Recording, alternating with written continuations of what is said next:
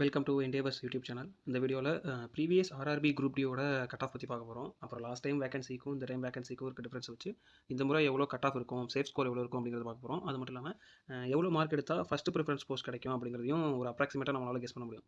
So அப்ராக்சிமேட்டாக ஒரு value உங்களுக்கு கிடைக்கும் போது நீங்கள் அதை டார்கெட்டாக வச்சு படிக்கிறதுக்கு உங்களுக்கு அது ஒரு மோட்டிவேஷனாக இருக்கும். 2019 வந்த நோட்டிஃபிகேஷனில் சவுத்தர்ன் ரயில்வேயோட வேகன்சி பார்த்தீங்கன்னா ஐசிஎஃப் இன்க்ளூட் பண்ணி ஓவராலாக 9579 வேகன்சி. ஆக்சுவலாக அது ரொம்ப ஒரு பல்க் வேகன்சியாக இருந்தது அட் டைமில். ஸோ அவ்வளோ வேகன்சி இருக்கும்போதே கட் ஆஃப் பார்த்திங்க அப்படின்னா ஃபைனல் கட் ஆஃப் வந்து யூஆருக்கு 67, ஓபிசிக்கு 63, அப்புறம் எஸ்சி எஸ்டிக்கு 56 and 55 point, and economical weaker செக்ஷன்ஸ்க்கு 47 இருந்தது. இந்த கட் ஆஃப் வேல்யூ இதெல்லாம் யாரோடது அப்படின்னா அப்பாயின்மெண்ட்டுக்கு ரெக்கமெண்ட் பண்ண லாஸ்ட் கேண்டிடேட்டோட மார்க் தான் இது. ஸோ யூஆரில் 67, ஓபிசியில் 63. இது 2019 வந்து 9579 வேகன்சிஸ்க்கு இந்த கட் ஆஃப். ஆனால் இப்போ 2025 பார்த்திங்க அப்படின்னா 2694 வேகன்சி தான் வந்திருக்கு சவுத்தர்ன் ரயில்வேக்கு மட்டும்.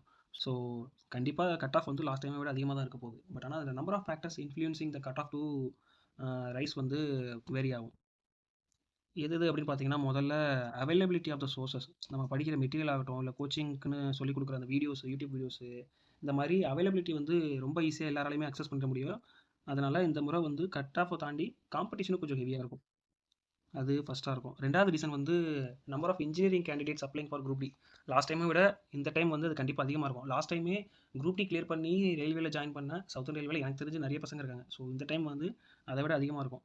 ஸோ இன்ஜினியரிங் கேண்டிடேட்ஸ் ஜாயின் பண்ணுறதுனால என்ன ஆகும் அப்படின்னா மேக்ஸும் ரீசனிங்கும் அவங்களால ஈஸியாக ஸ்கோர் பண்ணிட முடியும். அதுக்காக மற்றவங்களால பண்ண முடியாதா அப்படின்னா அப்படி கிடையாது. ஜஸ்ட்டு இன்ஜினியரிங் மேக்ஸ் படித்தவங்களால இந்த மாதிரி எலிமெண்ட்ரி மேக்ஸை ஈஸியாக ஹேண்டில் பண்ண முடியுங்கிற ஒரு பாயிண்ட் ஆஃப் வியூ தான். அடுத்தது நார்த் இந்தியன் ஆஸ்பிரன்ஸ் கண்டிப்பாக சென்னையை டார்கெட் பண்ணி தான் அவங்க படிப்பாங்க. நிறைய யூடியூப் சேனல்ஸ் எல்லாம் பார்த்தீங்கன்னாலே சரி, இந்த கட் ஆஃப் அனாலிசிஸ் வீடியோவில் முதல்ல ஆர்ஆர்பி சென்னை போட்டு தான் எவ்வளோ கட் ஆஃப்ங்கிறத அனலைஸ் பண்ணிட்டு இருப்பாங்க. அதுக்கு காரணம் அவங்க ஜோனை விட இங்கே கொஞ்சம் கட் ஆஃப் கம்மியாக இருக்குங்கிறதுனால தான் அவங்க டார்கெட் பண்ணி இங்கே வராங்க. அடுத்தது லெஸ் வேகன்சிஸ். லாஸ்ட் டைமை விட இந்த வேகன்சி வந்து இந்த டைம் வந்து 1/3 வேகன்சி கம்மியாக இருக்குது. ஸோ இந்த மாதிரி ஃபேக்டர்ஸ்லாம் தான் லாஸ்ட் டைமை விட இந்த டைம் கட் ஆஃப் அதிகமாக வரதுக்கு காரணமாக இருக்கும்.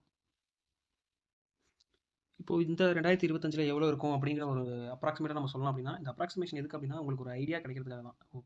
எக்ஸாம் ப்ரிப்பேர் பண்ணும்போதோ இல்லை மோக் டெஸ்ட் போடும்போதோ இப்போ உங்களுக்கு ஒரு 65 வருது அப்படின்னா நீங்கள் இன்னொரு 10 மார்க்ஸ் புஷ் பண்ணணும் அப்படிங்கிற ஒரு டார்கெட்டுக்காக தான் இந்த அப்ராக்சிமேட்டாக ஒரு கட் ஆஃபே சொல்கிறேன். கண்டிப்பாக இந்த டைம் யூஆர் கட் ஆஃப் வந்து 70 கிராஸ் பண்ணிடும். 72 இல்லை 73 கூட ரீச் பண்ணுறதுக்கு சான்சஸ் இருக்குது. ஓபிசி கட் ஆஃப் வந்து 67, 68 இந்த ரேஞ்சில் போகிறதுக்கு வாய்ப்பு இருக்குது. 67 to 68. மீதி எல்லா எஸ்சி எஸ்டி இடபிள்யூஎஸ் எல்லா கட் ஆஃப்மே 5 to 4 பாயிண்ட்ஸ் வரைக்குமே இன்க்ரீஸ் ஆகும்.